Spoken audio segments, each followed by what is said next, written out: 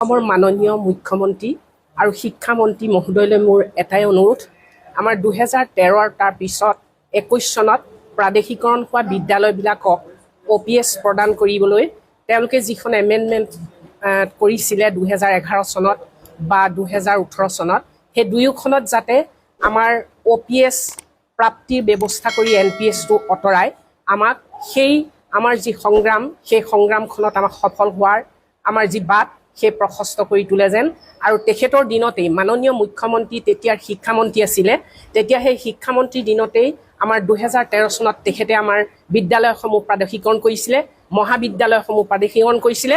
গতিকে তেখেতলৈ মোৰ এটি কাতৰ অনুৰোধ, যাতে 2013 চন আৰু 2021 চনত প্ৰাদেশিকীকৰণ কৰা প্ৰাথমিক বিদ্যালয়ৰ পৰা মহাবিদ্যালয় সকলো কৰ্মচাৰীৰে সেই যিখন এমেণ্ডমেণ্ট, সেই এমেণ্ডমেণ্টখন মানে পৰিৱৰ্তন কৰি আমাক OPSত সোমোৱাই আমাৰ মহা এটা সমস্যা সমাধান কৰে।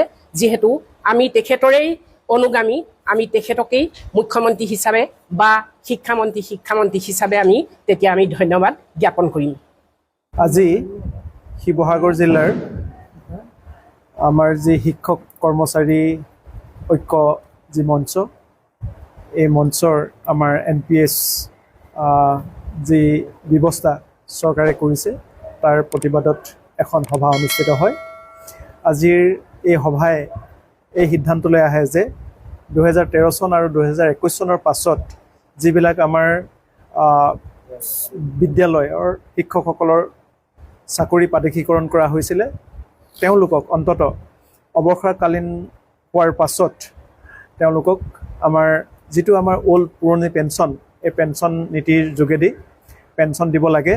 আপোনালোকে ইতিমধ্যে শুনিলেই আমাৰ জগত বৰঠাকুৰ ডাঙৰীয়া, তেখেতে 33 বছৰ চাকৰি কৰিলে। চাকৰি কৰাৰ পিছত মাত্ৰ 3 মাহ দিন তেখেতে চৰকাৰী ধন খালে আৰু তাৰ পাছত তেখেতৰ কিন্তু একো নাই। আৰু আমাৰ এই মহাবিদ্যালয়ৰ এগৰাকী ইতিমধ্যে আমাৰ 10 বছৰ চাকৰি কৰি ৰিটায়াৰ হৈছে, তেখেতেও এতিয়া মাত্ৰ প্ৰায় 8,000 মান টকা পেঞ্চন পায় নতুন পেঞ্চন নীতিৰ যোগেদি।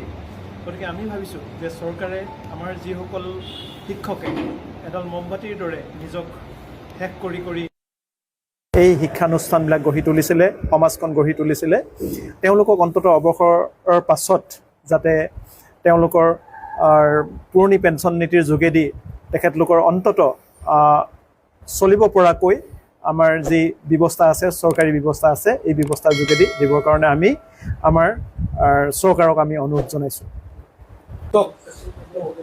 দ্বাৰা আপোনালোকক ক'ব বিচাৰিছোঁ, 2013 চনত প্ৰাদেশিকীকৰণ কৰা বিদ্যালয়ৰ মই এজন শিক্ষক।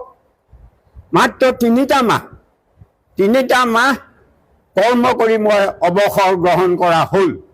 আৰু আমাৰ অৱস্থা, চৰকাৰে একো সিদ্ধান্ত নল'লে কিবা দিয়া থোৱাৰ মাত্ৰ আমি আন্দোলন কৰি ফুৰি পৰাজয় বৰণ কৰিছোঁ।